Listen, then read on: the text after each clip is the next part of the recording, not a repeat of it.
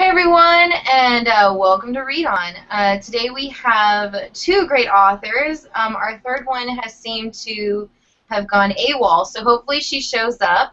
If she doesn't, we'll try and get her rescheduled for a different day. Let me fix my window here. This is our my 60-second show. I keep saying we because it's like an entity. It's alive. That's all there is to it. So today we have Kathleen Bittner Roth. I pronounced that right? Yes. Woohoo! As well as J.C. Emery. And here's their lovely books. And we actually have book 1 and 2 for J.C. here. And these are the books for the giveaway today. And I don't think these are signed. No. But are your signs Emery? Yeah, they are signed. Yay! Yeah. Okay. And if she decides to come back, we also have Emily Liebert coming on for When We Fall. So hopefully she shows back up. So I'm going to bring JC on, and she can tell you about her book, and then we'll go from there. Hi, I'm JC, and the series that I am working on is the Bayonet Scar series. And the first books, Ride, Thrash, and Rev, are all available right now. Crush and Burn come out this fall. This series is about an outlaw motorcycle club that starts a war with the Italian Mafia, and it's a companion series, so each book has a different couple, and it brings us closer and closer to the final resolution of this war. Hi guys, so sorry about that. Hi. Oh, yay, you're back. Okay, yeah. So when we do questions, it'll go Emily, JC, and then Kathleen. Okay, because that's the way it's on my screen. Okay, so are you done, JC, or do you have more? I think I'm done, yeah. Okay, so then we'll go Emily. You can introduce yourself and your book. Okay, my name is Emily Liebert, and my third book and second novel, When We Fall, comes out on Tuesday, September 2nd. It is about two women, Charlotte and Allison. Allison has lost her husband about 10 years earlier, and 2 weeks after losing him, found out she was pregnant with their son. Now, 10 years later, she's moving back to the suburbs where she's from and ends up running into her dead husband's best friend from summer camp where they all met, and befriending his wife, and they're in this terrible marriage, and ... And Kathleen? Hi. A Duke's Wicked Kiss is set in the 1850s during the Sepoy. It's set in India during the Sepoy uprising against the British East India Company, and it's about Miss Surrey Thurston, who is the illegitimate daughter of a duke and an Indian royal. Which, if you know anything about the history, that was a no-no. So her grandmother, her Indian grandmother, threw her to the lions as a baby, and her father rescued her and took her to England and raised her next to her legitimate sister. So when the father died, she went to India to look up her maternal grandmother. Actually, the mother was dead, and while she was there, she runs into the man who 10 years previous had stolen a wicked kiss from her that she never forgot. Being an illegitimate, half-caste and an illegitimate, she's vowed never to marry, but one of the things that she wants to do when she's over in India is take all the illegitimate children, as many as she can, that the soldiers leave behind, and bring them back to England and run a school for them because they're half-caste as well. She runs into the man who gave her that wicked kiss 10 years prior, and he is now a duke. And of course now he is even further beyond her reach of her dreams. And the Duke of Ravenswood is also the master spy for Queen Victoria, and he's lost his child and wife to a Cobra strike 3 years prior, and so he's dedicated himself to his duty to stopping the uprising, and the last thing he needs is to run into her, which of course he does, and the uprising takes place. And so it's a sensuous, intriguing tale but it runs really high with tension as well. Awesome. Okay, so for those who are watching the show, you can submit questions three different ways. You can actually do it via watching the actual show, or you can also do it via the event page, or you can do it via YouTube. So I have all the windows open, so you can ask questions everywhere. And that is as soon as this loads. Okay, and that's loaded, and we'll put that on mute. Okay, so we're going to start in on questions now. And the first one is, what are you working on right now? That's Emily? Emily? I am now working on a couple different things. So I have another book coming out after When We Fall, which is called Those Secrets We Keep, and that comes out in June. So I am now in edits on that.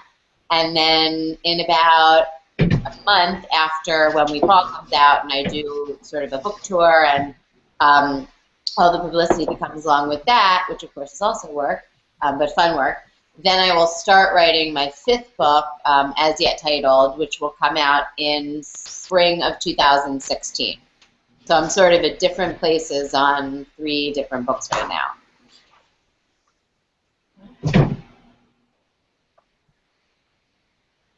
JC? Right now, I am working on books 4 and 5 in the Bayonet Scars series, Crush and Burn. Crush is Jeremy and Cheyenne's story, and Burn is Indy and Mian's story. Okay, I always do that. It's Ian and Mindy. It's not Indy and Mian. I don't know why I do that. And so I'm working on those right now, and then there's going to be 8 total in the series, but I might slip something in after Burn to kind of alleviate the ongoing tension that I feel when writing these books, because they're pretty dark. So we'll see what comes, but the next books in the series come out together in the fall this year, and I just don't have a date. And Kathleen? What I'm working on 3. I'm like Emily. I'm working on the sequel to A Duke's Wicked Kiss. That's a 3 book series called Her Majesty's Gentlemen Spies. I'm working on that. I'm working on the sequel to the book that came out in June, The Seduction of Sarah Marks. It's The Magnificent Melvins, and I'm working on the hot cousin. Then the 3rd book I'm working on is a World War II novel, okay, which my agent wants 50 pages right now. I like the pitch. We're all backed up on stuff we need to do. Okay, the next one is, what advice would you give aspiring writers? I would say write what you're passionate about. I would say try to push yourself to write every day if you can when you're in writing mode. Just even a little bit, just to keep the juices flowing. I find when I take long breaks, it doesn't work as well. And I would say don't listen to the haters. There are people who are going to reject you. I had a lot of rejections before I didn't. And, you know, just if someone slams a door in your face, then kick it down and keep on going.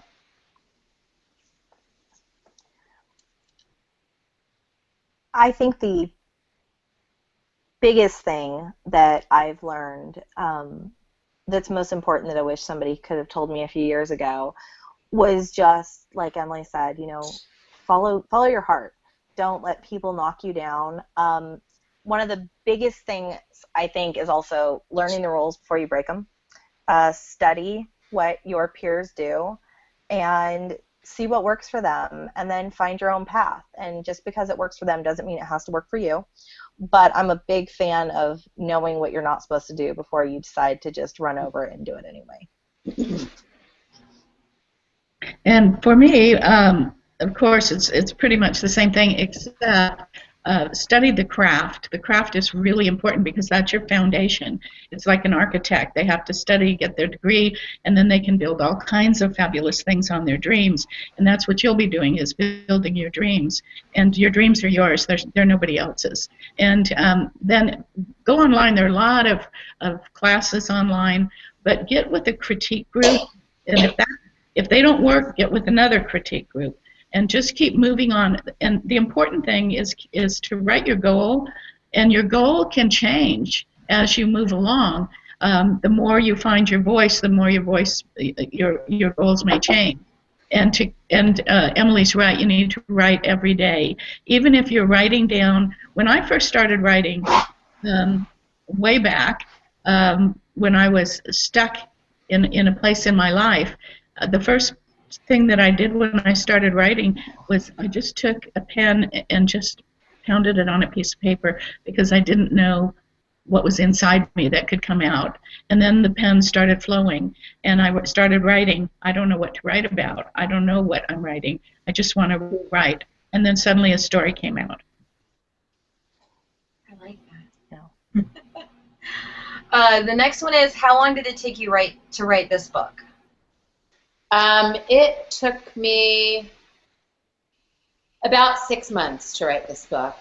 I can write a book usually anywhere between 4 and 6 months, depending on how much I end up scrapping at different points along the way, and also how much time I really invest in it every day. There are some times where it's back to school time for my kids, or we're going on a vacation or whatever it is, where a week will go by and then I'll, put it off for another few days, and then I have a hard time getting back into it. And so I would say between 4 and 6 months it takes me. Yeah. I spent a few weeks working on Ride about 2 years ago, and I hung it up. I didn't really think much of it, and it kept eating away at my brain. And then I spent another 6 weeks working on it before publication, before I went to the revision stage. And then with Thrash, it was insanely fast. I don't think I'll ever beat it. I wrote it in 5 weeks from start to finish. Cool. The Duke's Wicked Kiss took me about 6 to 7 months. Now, the story behind it is that I told you I'm in Budapest, Hungary. Well, because my husband passed away here of a sudden illness. And so I spent 3 months walking the streets of Budapest, just trying to handle grief. And I came home and I started writing. I didn't even know what I was going to write about, and it just started flowing. And so it took me about 6 months there, and then because it's in India and with all the culture, I had a lot of research. I just totally immersed myself in it. The second book took me under 3 months, and that was actually the first book to come out, but the second book contracted. Duke's Wicked Kiss was the first contracted. The Seduction of Sarah Marks that came out first, I dreamed that story in its entirety. And so when Entangled asked for another book, I said, sure. So it was a matter of just pumping that thing out and then doing research again, because it's in the 1850s. I don't know why I write everything goes into the 1850s for me. I love that. Maybe you've been reincarnated and that was your past life. I think that's so. Why you remember everything. But I would have had awesome. I would have had to be very, very wealthy, because that's where I research. Okay, the next question is, if you were writing a book about your life, what would the title be? Oh my God. Let's see. The Agony and the Ecstasy has already been taken. Oh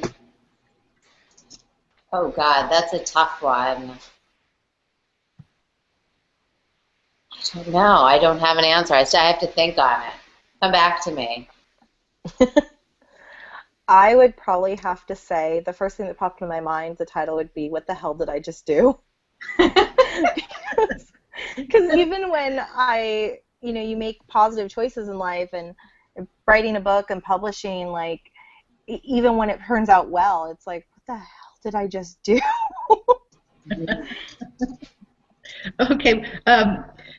When you asked me that, the first thing was, isn't this a wild roller coaster ride? But actually, I've been kind of working on a memoir, and the title of it is When Hello Means Goodbye. In Hungarian, the word hello means goodbye. And it's the second most difficult language in the world to speak. And when I would go to the store and I would give my sign language, and then they would say hello, and I'm leaving. What are you talking about? I'm leaving. Goodbye. Hello. They were saying goodbye to me. So I thought that was poignant in the terms of that's also where I said goodbye to my husband, and it's also where I said hello to writing all these 5 books that got contracted in less than a year. Wow. Okay, I thought of mine. Can you guys hear me? I can't hear you. Yeah. I can hear you. Mine would be to the moon and back, because I always tell my kids I love you to the moon and back, and I dedicate my books to them that way. Oh. That's really cute.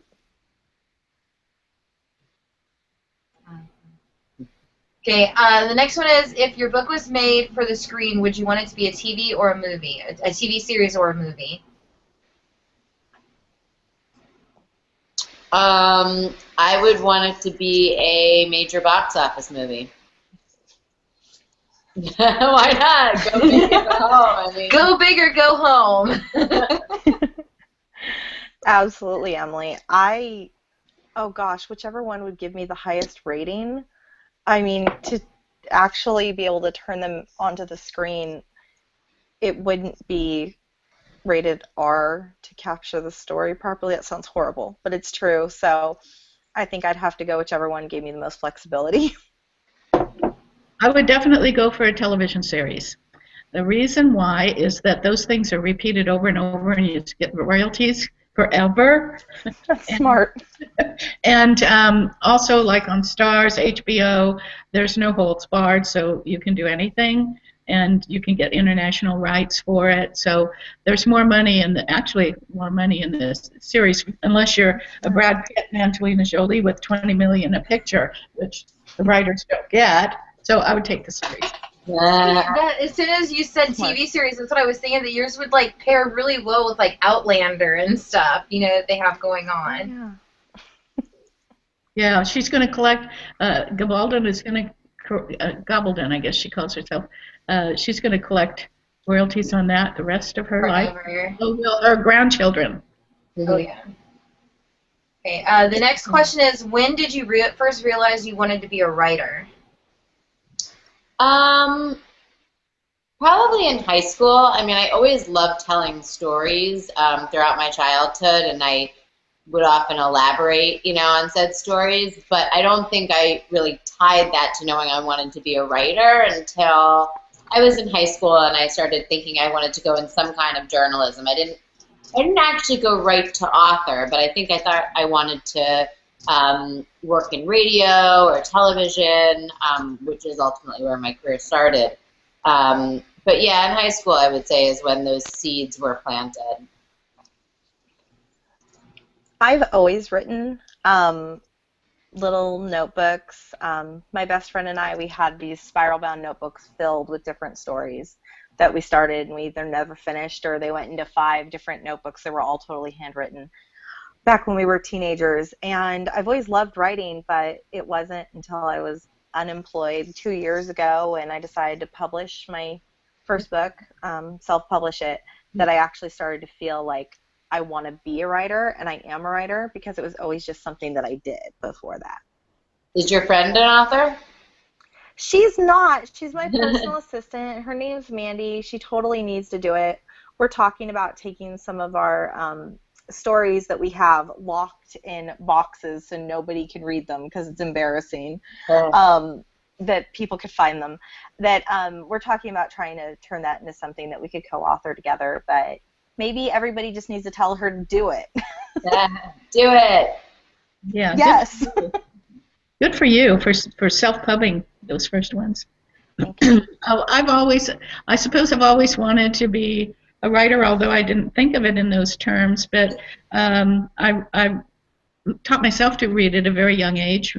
Surprised my parents, and then I would put my siblings to sleep reading stories to them, to my younger sister especially. And then one day, when my mother was still alive, I was on vacation visiting her, and she shoved a book across the table, and she said, "Here, you need to start writing these. I know you can do it." And it was Laverne Spencer. Yeah, it was a historical. Laverne happens to be from the town that I was born in. So I didn't give that much thought. And then I started writing a book, and somebody told me, one of those, who do you think you are? Do you have a degree in journalism? Do you have a degree, la, la, la? So I was actually went home feeling really down and was going to burn the book because it was the only copy I had. And the phone rang, and it was 1 o'clock in the morning, and it was my niece. And she was in California. She had the time wrong, so she thought it was 10 o'clock. I said, no, it's 1 o'clock. And she said, I had to tell you, my other cousin in Minnesota is graduating from high school, and you had the same English teacher that she had. And he said, do you know, Tina Bittner, do you know Kathleen Bittner? And I wasn't married to Hans at the time. And she said, yeah, that's my aunt. And he said, what's she doing now? And she said, she's writing a book. He said, I always knew she would. And I said, what? And she said, yeah. He said that you wrote a paper in the 8th grade. And for 25 years, he's been using it as an example to other students on how to write. I didn't know that. So I called him. He was retired. And he said, I still have that paper. Would you like to see it? I said, you betcha. Minnesota talk, you betcha. So he sent it to me, and I was stunned that it had the mentality of an 8th grader, but my voice was the same. It hadn't changed. And I just sat down and cried. I said, I almost burned that book. And that book is coming out October 7th. Wow. That is so cool. That's awesome. Okay, the next question is, what do you like to do when you're not writing? Oh, I love to cook. I love to travel. I love to spend time with my sons, who are 4 and 5 years old. Sorry.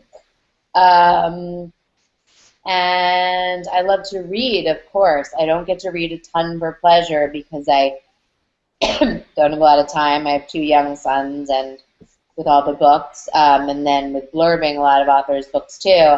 But I wish I had more time to read because I love that. And I love to do, I do bar, which is like the bar method. I actually do something called Pure Bar, which is like a ballerina bar, Pilates, yoga kind of thing, and I do that about 5 or 6 days a week.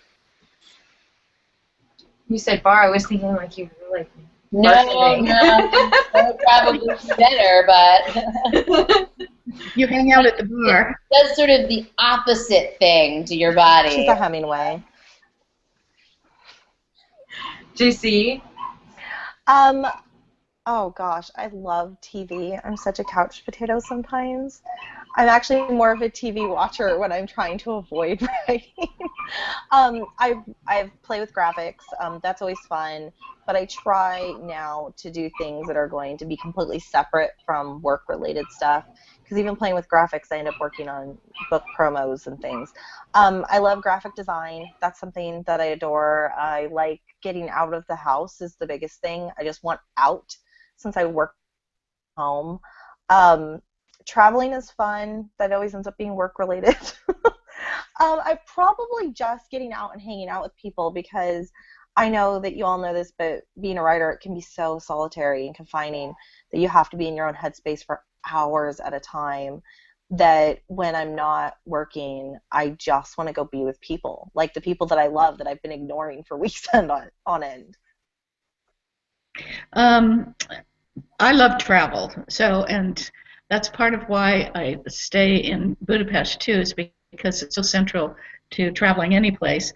But I know that I was living alone, and I'm happy living alone, but I have to be very disciplined with the writing, which means I have to be very disciplined about making sure that I socialize.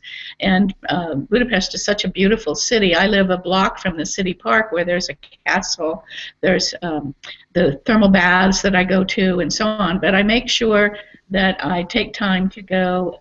There's a good expat community there of American women that have lived all over the world, and there are beautiful, beautiful coffee houses and restaurants. So I socialize in coffee houses and restaurants, and then walks in all these beautiful parks and things. While I'm in the U.S. here for 7 months, I have lots of friends in San Antonio because that's my home when I'm here in the U.S.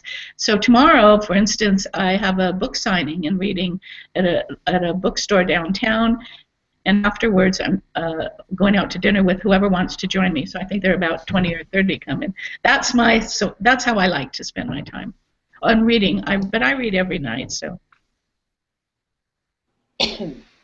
all I do is read. Okay, let's see. Could you write in a pre-given topic, and how difficult would it be for you? Say that again? Like, if you were given a topic that you needed to write a story, would that be difficult for you? I suppose that's going to have to depend on the topic, but as long as I know something about it, then it would be okay. Let's do it this way. Okay, if I gave you the story that you needed to write was your spin on Rapunzel, what would you do with it? Oh, God. I would definitely not have the woman in a role where she needed to be saved, that's for sure. Thank you. And I'd give her a pixie cut. That'd be awesome. Oh gosh, I used to do a lot of writing prompts when I first self-published because I was still figuring out what I was doing. And so we would pick, me and my friend Adrian James would pick these writing prompts, and we would just do like 500 words each on any given topic. So I could do it. I don't know that it would turn out anything like what anybody would expect it to be. But I could totally do that. Yeah. Yeah, I could too. I founded a well-being center for 20 years ago, and so I wrote my own seminars and directed and wrote my own CDs for meditations, things like that. So, and then I would speak at different places, everything from the officers' club at the Air Force Base to wherever, a senior citizens' home. So I would talk on any subject. So I could write about anything too. And as far as writing about Rapunzel, the first thing I thought of was maybe I'd make that erotica. I've never done it. It'd be fun. I would do it as a comedy, because all of my heroines are all strong and they're grounded in their masculine energy, which allows them that feminine energy outward. But by golly, they're strong people, and they're not putting up with anything. And so I'd have to have probably a comedy out of that one. Sorry. Jessica was at the door. Everybody else seems to have disappeared out of the house. Nobody's home. Everybody's gone. Okay. We were just going to wreak havoc. Okay, if you could change something about your book, what would it be?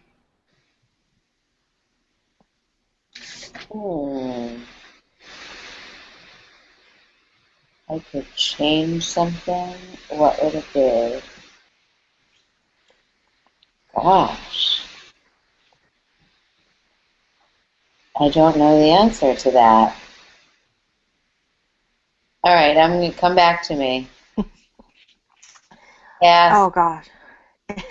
If I could change something, one of the biggest ongoing criticisms I've received about Ride is that it is a dual point of view book, but there's, I think, 26 chapters plus an epilogue and a prologue, and then a few extra scenes in the back, but we don't get Ryan, the hero's point of view, until chapter 21, I believe. And so the first 20 chapters, we really only get Alex's point of view. And it made it hard for people to understand him, and he's not a very likable person, so calling him a hero is kind of a stretch anyway. So that's one thing. And then also, I didn't realize when I was writing it, which is hilarious, but my heroine cries all the time. She's always fluttering away tears from her eyelashes, and it's horrible. And now I just laugh at it because she's such a crybaby, and I would probably tone down the crying if I could go back. But it's who she is. I'm not saying I write a perfect book, but I really like the book, A Duke's Wicked Kiss, and there isn't anything I would change about it. I like the way it is. I like the way it looks. At first I thought about the cover, but now I like the cover, and, things like that. They're just picky, but I like the story. I think I feel the same way, yeah. I'll let you know after it comes out. After the reviews come in. Yeah. I like everybody's covers, but this, Emily, yours really reminds me of, like, the first thing I think when I saw it, I thought, like, Wizard of Oz. Oh, interesting. Like it's like the shoes. Funny. Use the shoes. Well, mine came out. Mine came out. This was the Kiss released on last Tuesday, and the reviews on Goodreads and Amazon are great. So that's awesome. One of them said, I'm really pleased because they said the same thing, that I nailed it for the whole art and the setting, because I haven't been to India. I had to do it all in research. Wow. Okay. The next question is there a question that you've always wanted to be asked but you've never been asked?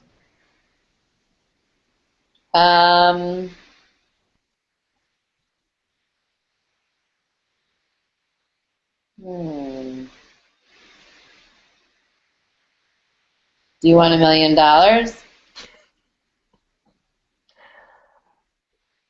Oh, this is a hard one. My readers aren't very shy. They ask me everything repeatedly. It would probably have to do more with, gosh, there's a few questions that I wish that people would ask more, maybe to ask a little more background about the series, something more about, I don't know, it's hard because there's something that people were always not asking that I wanted them to ask, and I can't even remember what it is now. Maybe they started asking it. I don't know. Well, I'm guessing the answer to the $1 million is yes, I would like $1 million. That's the answer, yes. So waiting for yes. Yeah, I can't think of anything either that I wish somebody would ask me. I think I've been asked every question. Not a lot of shy fans out there. I've even been, well, I won't say it. I was going to say I've even been asked something. I won't bring it up. Okay. Okay, should I bring it up? Should I bring it up? No, I won't. I'll think about bringing it up. But, yeah, I was asked a question I didn't want to be asked, but I can't think of anything. Okay. In a typical working day for you, what's a typical working day like for you? When and where do you write, and do you set a daily writing goal? A daily writing goal? Okay. Every day is somewhat different. It depends on what sort of cycle I am in the book process. If I'm in the writing a book cycle, a typical day is me bringing my kids to school or camp, going to my bar class, coming home, writing for about 4 hours, picking my kids up from school, and then devoting the rest of the day to like returning emails or any scheduled conference calls. My goal is to write 2 chapters a week, at the least, and I write in my home office. I write in my office/bedroom because space is limited, although I hope to have my own home office one day, like Emily. Yeah. I am probably the most undisciplined, self-employed adult on the planet. It's really bad because I'm not sure how my darling disciplined friends do it, but if I'm stuck, if there's something with the plot, I can't function at all, and that's when I end up becoming a Netflix junkie. But otherwise, if I'm in the swing of the book, I usually end up working until I pass out in my chair, and then I go get some coffee and I go back at it. And I think that's why my books tend to get written in a short time period, because I've spent 2 months prior to that in this self-deprecating state of it's just not working. So my days are completely different all the time. Sometimes I write at my desk. Other times I write at the kitchen table, the chair in the living room, my bed, the library. I kind of hop around until something sticks. And sometimes there's a lot of hopping before something works. Okay, my typical day now, remember I'm in San Antonio now and I'm staying with a friend, and her bedroom's downstairs. I have the whole upstairs, so I've got this office fashioned here, look around everything. That's wonderful, so I can stay disciplined. But at home, now I live alone, and there's a big difference between being alone and being lonely. I'm never lonely. I'm very comfortable with myself, and but I'm very disciplined, and I realize I'm a workaholic too. So, but I can afford to when I'm living alone now. So I get up in the morning, and on the way to the bathroom, I click the on button of the laptop. I mean, it's just I'm addicted to the internet. So I will, because of the time difference. There's 9 hours difference between California and Budapest. So figure out all those time differences. I need to check the email really quickly to see what's going on, and then I leave, have breakfast, take a walk, go to the park, something like that, come back, and that gets my brain going, and then I write, and I write till noon, and then I break, and I have something to eat, and I go back at it till 2 o'clock. 2 o'clock I stop to meditate, and then 20 minutes, 30 minutes, and then I'm back writing until 4 o'clock. Then I stop for coffee and cake because I was married to a German, they always do, and I got into that routine. And then I work from about 4:30 to 7, and I stop at 7, and I will have dinner, and I will watch Netflix or a movie on Amazon because I don't have American television. That's where I get the American series and things. And then I'll usually go back and work again until that's where I'm undisciplined, is sometimes 2 o'clock in the morning. And remember, historicals need a lot of research. So a lot of that time, I do 2,500 words a day. And I have a critique group. So during that period of time, usually the evening from 8 o'clock, 8:30 on is when I do the critiquing of my critique partners and edit things, and so on, that kind of thing. So I really have a long work day, but I love it. And then every Thursday is my day off. I work on Sunday because after Hans died, I decided I don't feel sorry for myself. So what do I do in this downtime? And that's a heavy work day for me because friends are with their families and things. So I'm pretty disciplined, I guess. It still takes me 6 months on a book, but man, I love the research. Okay. The next question is what is the hardest part of writing for you?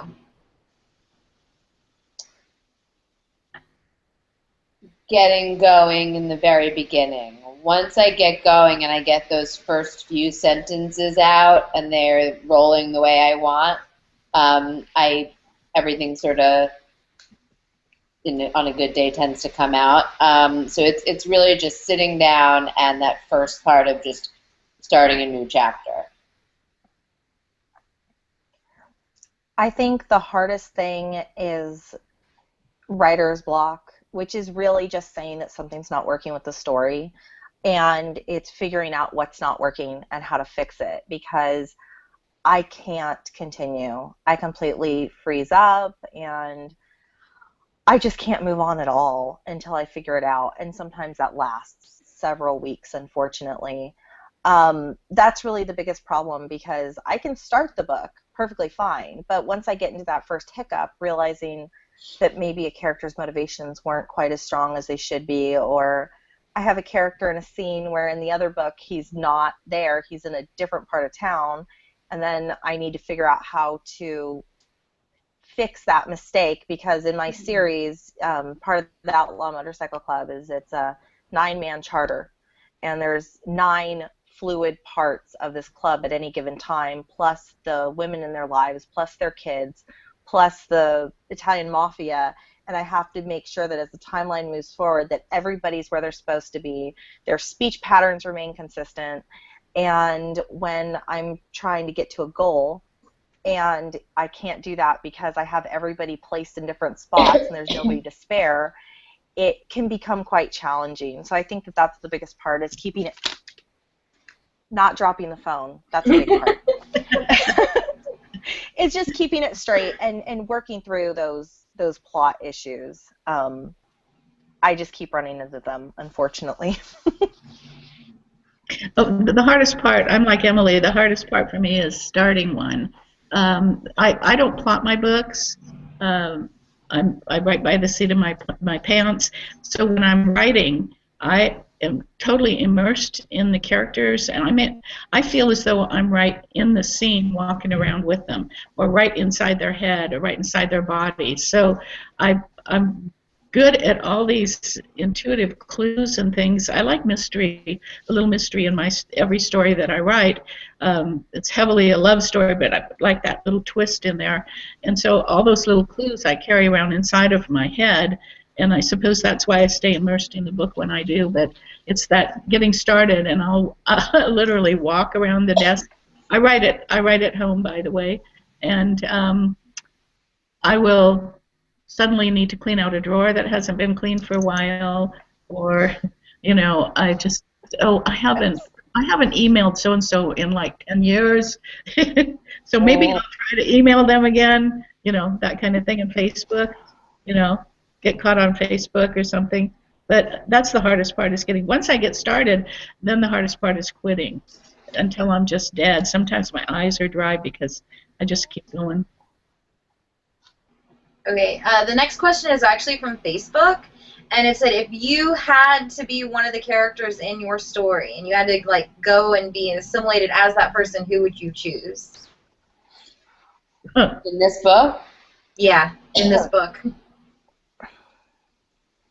I would want to be the person that Allison is, but I wouldn't want to be her because she lost her husband at such a young age in such a tragic way. So I wouldn't want her circumstances, but she is the personality that I would most want to assume. Let's put it that way. That is really, really hard for me. Not because I don't love my characters, but they live in such a violent and scary world, and the women don't have as many rights, and they don't really have a say when it comes to club business. So I wouldn't really want to be any of the women. I guess I would want to be Ryan because he's the character I think that I throw him in a scene and I go, what's the worst that can happen, and then he does it. He seems to have the most fun. But I wouldn't want to date Alex because she cries all the time. So I don't know. That's a good question. Maybe Nick from Thrash. She's kind of mouthy and she gets to date Duke and he's really hot in my head, so that might work. Oh, heck, for me? Heck yeah, I'd like to.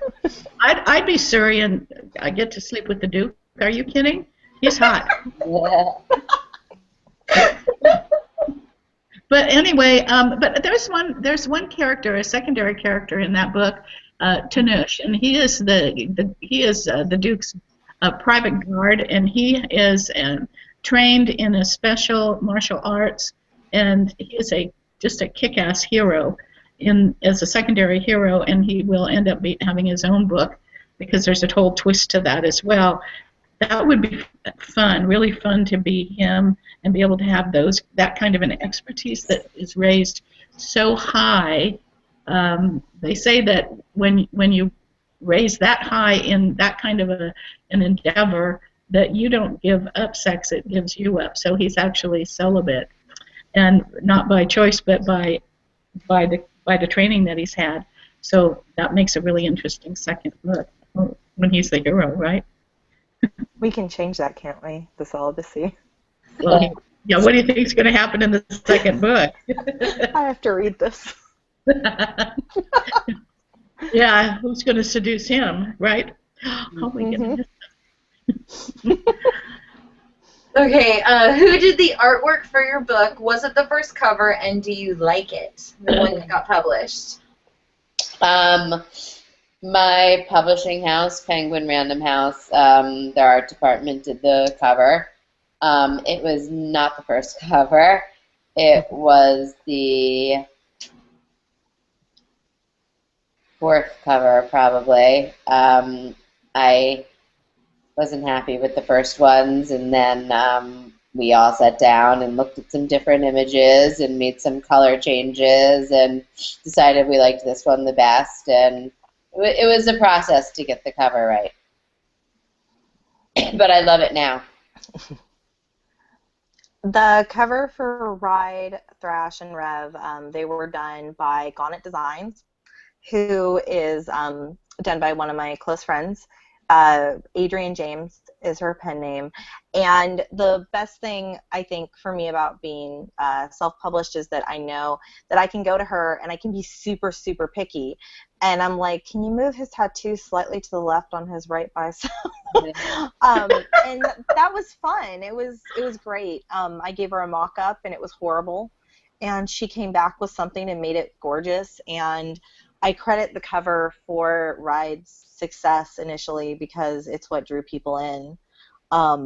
You know, that with a bunch of other books out there, definitely having a strong cover, and you guys both have gorgeous covers, you know, for sure that, yeah, I'm really happy with the cover. Sometimes I do wish that we had maybe more resources because images can get really expensive. Stock photos get used a lot.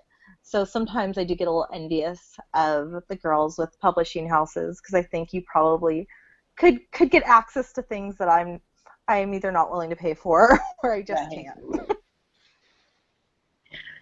No, I like my cover. I especially liked it when it showed up in person, and I turned it sideways in the spine. Let me see if I can grab one. I haven't seen any black books on it, but can you see that? It's black. Yeah, the back and things, black and white. It's very assertive looking and masculine looking to me. That's the Duke. But the first cover, no, I didn't like it. There was a couple here instead of one man, and I wrote back and said, he looks like Daniel Boone. He doesn't look like a Duke. So that was not a happy thing there. But then it got changed to here, and then I thought that I didn't want a naked torso. Then I found out writing's a business, right? I found out that naked torsos on men sell 10 to 1. So I said, okay. Yeah. But I think it's a lovely cover. It really stands out. And the Entangled art department did that. The next question is, where do you get your information or ideas for your books? I get them from my own life and from the lives of the people that I know. So I always say, watch out or you'll be the next villain in my novel. Yeah, I mean, mine, what I write is women's fiction, and what I live is women's fiction, only it's nonfiction. And so I pull from, I mean, there's a little bit of research involved, but, nothing to the magnitude of what you're doing. And, I think that, I sort of tried to, with this book, I tried to do sort of almost like find ways to do research to add more to the book. So, like, I didn't just make Allison's husband have died. I talked to a few people who were widows and who lost their husbands, and two of them actually were in a similar situation where one of them knew she was pregnant, and they, but she lost him and she was pregnant, and I talked to them for a long time, and I really wanted to make sure that I treated the subject of grief in the right way, because that was a situation where I've never been in myself. Yeah, I think in a way I prepared to write the Bayonet Scars series for years because I've always been a little slightly obsessed with the mafia and just organized crime in general. It's fascinating to me that they're supposed to be outlaws and that they don't have rules, and yet they oftentimes have very strict rules with very harsh punishments in their own world. And so originally, I was focusing on this mafia story about usually when you have a woman on the run from a criminal entity, she's always innocent. She didn't do what they accused her of, and so I decided to turn the tables and say, well, what if she did do it? What if she did rat out, her mafia boss father? And, regardless of what she did, that she did it, and that she has to take ownership of that now, and there's really no place in that criminal world for what they call a rat. And so in a way, it kind of came very intuitive that, somebody would basically hit out on her, and that she wouldn't, that was the punishment. But then at the same time, I've talked to some people who live in the biker lifestyle, and just my mom, she grew up in Northern California in the 70s and 80s, and we have a lot of bikers around here, and she knew some, and so there were certain things that I could ask her, and she's just a badass wannabe biker chick from back in the day that she just said, well, no, they wouldn't do that. Bikers don't talk like that, and that there's not this and there's not that. And so we're just sort of studying things and reading a few biographies from people who've either infiltrated organized outlaw clubs or what have you, just paying attention. But for the most part, the most research I have to do is like when it comes to guns. One of my closest friends, Dawn, her son was helping me out figuring out magnifying scopes yesterday for my sniper rifles, making sure I have the right distance and I'm not expecting the equipment to work in a way that's not accurate. Other than that, writing contemporary romance and just contemporary mystery in general, it's not heavy on the research, thankfully, because I like research, but that's all I'll do. I'll become a researcher professionally because I won't get writing done. I'll get sucked in too much. So overall, it's ongoing research, I would say. Every time we turn around into something and I go, okay, wait a minute. How do you get these guys when they're in the woods to know what's going on with people a half a mile away? Does the sniper rifle go that far? Can you get the scope that far? It's just little things like that I think that mostly require the research. Okay, I think I've forgotten the original question now. Where do you get the information and ideas for your books? The ideas, as I said, I do not plot. I just sit down, I empty my mind. I've meditated for years, so it's like I think of the American Indian who will sit in front of a fire and see their mind until they get what they call their vision, and I just empty my mind until things start coming. As far as characters and so on, I think that we draw a little bit of ourselves. They say there's a little bit of ourselves in every character, and we think, ooh, even the bad ones, and then people around me, and I watch constantly. I like riding the public transportation. We have a very sophisticated public transportation system in Budapest, some of the best in the world. It's a great people-watching place for defining characters and lips and mouth. And Hungarians are very pretty people, good-looking people, and I watch those men. I wonder what they think, but I watch them and pick up characteristics, and I pick up how they walk and move and things like that, and go home and have it down. Those things are very important to me. I listen. I'm at lunch with somebody. Now I have a reputation now. They go, be careful what you're talking about because she's going to put it in a book. And that's pretty much true. As far as, I'm heavy with research, which I just dearly love. But that way I can pick up, I stumble across things. There's a character in my book called Mr. Van Berry, and he's Hungarian. And he was a real person back at that time. He spoke 25 languages. Can you imagine that? 25. And so I put him, and he would act as a spy in various places. And so I put him in my book. Why not? And I used him, and I researched him. And he was such an interesting story that by the time I finished reading about him, I felt like I knew him. And so my agent said, your secondary characters are really well developed. And I said, I think it's because I get to know them and I let them speak through me. The next question is, what are you reading right now?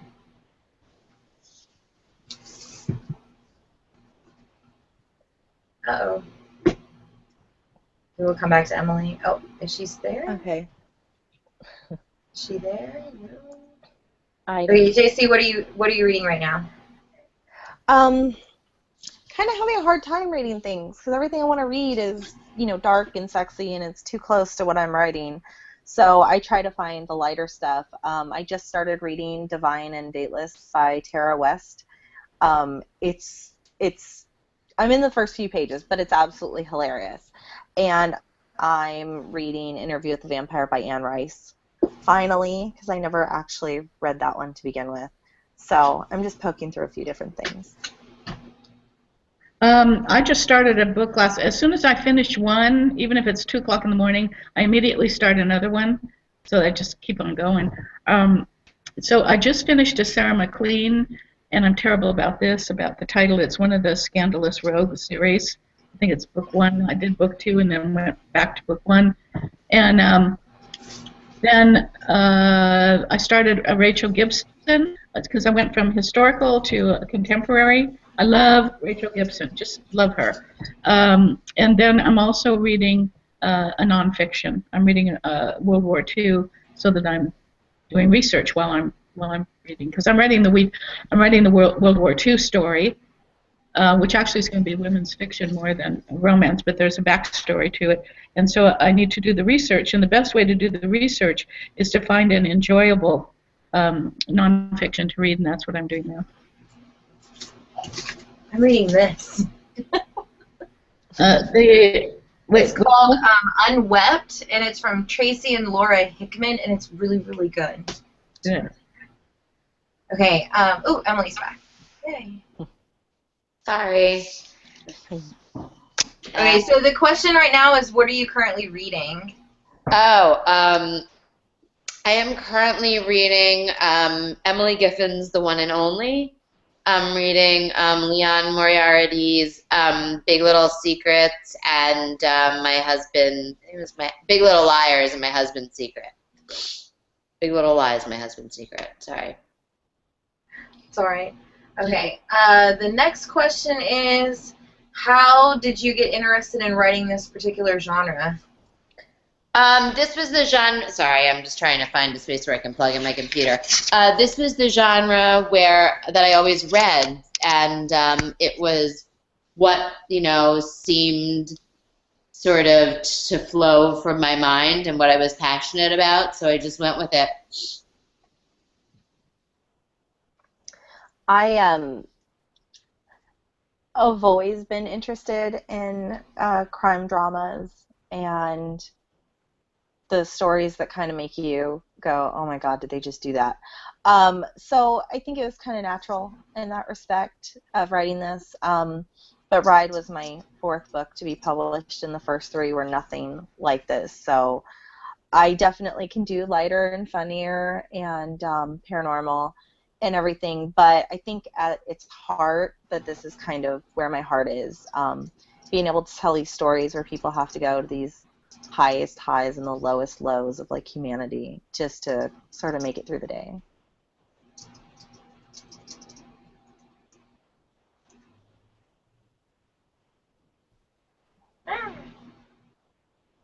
My goodness, where did Kathleen go?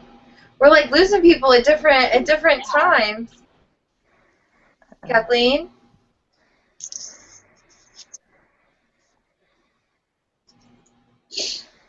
Well, I think she's gone.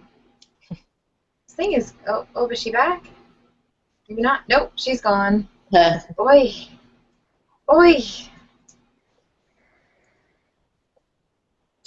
Go invite her back in here. Okay. Oh, maybe she's back.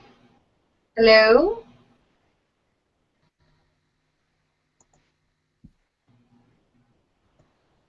Okay, well, this is the time where I get to put you guys on the spot, and everybody gets to ask a question of the audience where they have to actually watch the show and then enter it into the giveaway to enter the giveaway. So, Emily, what is your question for the audience? And what do you want the question to be about in regards to? Anything that you want. It is your question. And they have to answer this in order to get for the giveaway? Yep, they have to enter one of you guys' questions. All right. What's your favorite book of all time? So there's Emily's question and CJ's question. I would say, what is the one answer to any question that you think is the most cliche that us writers give you? Is there a particular question that we get asked a lot and an answer that we give that you think is cliche or overdone, or maybe we need to be a little more creative with our answers? Okay, Mike, am I on with you now? I lost you for a few minutes. Yeah. My question would be that if I were to write you into my book, into my historical romance, what character would you like to be, and why? Ooh, I like that question. Something's telling me that's going to be like the question of the week. Maybe I will. Hey, maybe I should have a contest and write somebody in. That would be awesome. Well, I actually have one more question for everybody that just came up on Facebook, and it's that would you ever consider writing a teen YA? Because most of the authors on the Read On are all teen, and I was attempting to branch out. So would you ever write a teen book? I don't think I would write a teen. Is teen something different than YA? Yeah, teen, YA, young adult, juvenile fiction, it's all the same. Oh, it's all the same. Okay, yeah. I would consider writing a YA book once I've written a few more women's fiction books. But, I think in many ways some women's fiction is sort of like the grown-up version of YA. So obviously not the dystopian stuff, but I would consider it. I've thought about it before. I actually have a Excel spreadsheet that has about 12 or 13 YA ideas on it. So probably not next year, but maybe 2016, you'll start to see some YA titles from me once I get done playing with the adults. I'm actually promised a nephew that I would write. The World War II story that I'm writing actually started out because one of my nephews wanted to be in my book, and he loves World War II stuff, so suddenly I made him a 21-year-old pilot, American pilot, and I've got a story. But Alessio, they're both have Italian fathers. Alessio is he's like 8 years old, and he wants to be a race car driver. So I'm really considering writing a teen YA for him. That sounds so cool. All right, well, that is the show for today, and I thank you ladies for coming on. Yeah. If you ever decide you want to come back, just drop me a line, and I'll get you a new date. Awesome. Thanks so much. Thank you. And for everybody that's watching the show, either taped or live, these are the copies for the show. We have, for the Read On, we have one copy of The Duke's Wicked Kiss. We've got one copy of When We Fall, and then books 1 and 2 of the Bayonet Scar series. That one winner will win both copies. And these are signed. This one's signed. Oh, and so is When We Fall is signed as well. And if by chance you don't get to win one of those, you can also check out the reviews where the other copies will be given away as well. So thank you, ladies, so much for coming on. Bye, guys. Have a great weekend. Thank you. Bye. Bye.